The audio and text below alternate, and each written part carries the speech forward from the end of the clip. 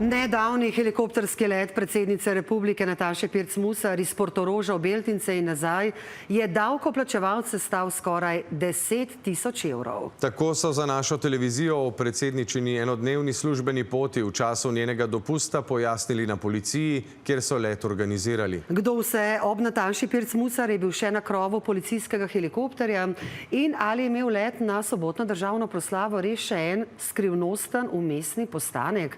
Anže Božič.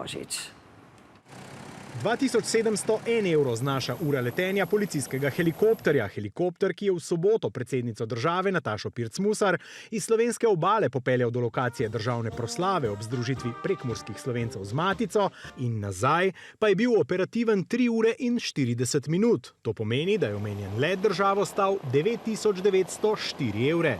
Predsednica republike je trenutno na rednem letnem dopustu, ki ga je za namen udeležbe na proslavi začasno prekinila.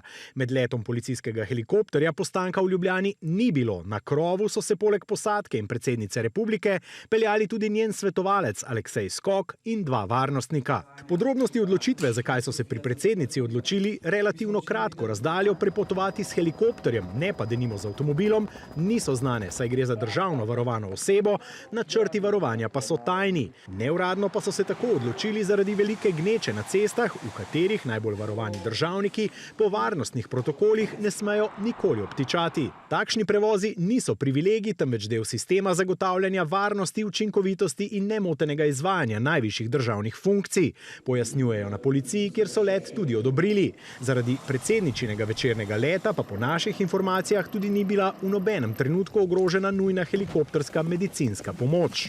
Je pa let za 10 000 evrov razjezil poslanko opozicijske SDS Alenko Helbl.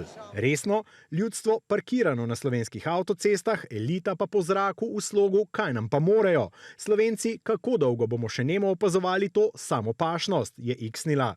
Pri tem pa je predsednica očitno požrla lastno predvolilno obljubo, ki jo je v dvoboju z Anžetom Logarjem izrekla na enem od zaključnih televizijskih soočenj v predsedniški kampanji. Zdi se mi prav, da kot predsednica dajem zgled tudi pri službenih poteh. Pred vsako potjo bom preverila ogljični odtis. Helikopterski polet je za okolje seveda bistveno bolj obremenilen od vožnje s službeno limuzino.